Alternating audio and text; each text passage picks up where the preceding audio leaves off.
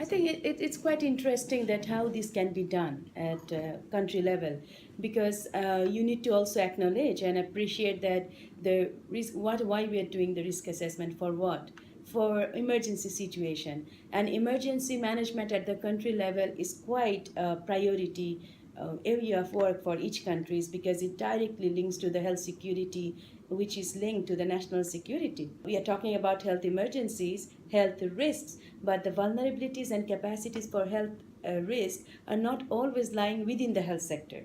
It is lying outside the health sector. Only through risk assessment we get that information. So the reason I'm mentioning this, when you are actually involving the other sectors, these other sectors are many sectors. It's not only one or two sectors. In a country level, for emergency, say for example, outbreak.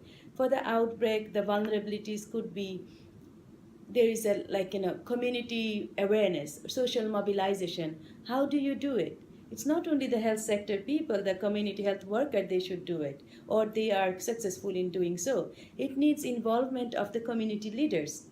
Community leaders are directly part of the decision making process, and which is part of the whole political system of the country and the governance of the country. Then it needs the resources to do this social mobilization, and these resources are not only with health sector. This is coming from national allocations. So planning and the financial sector of a country is directly involved. And then you can also say that it's education. For social mobilization you need to work with the education sector, and again it's not health sector. So in order to get all this sector involved, and then when there is any outbreak or pandemic like event at the country level, you see the involvement of the security, because you need to stop the circulation of people, you need to control the movement of the people, because you need to contain the disease. So that's why all this involvement of other sectors, that gives some sort of, this is the country's internal mechanism.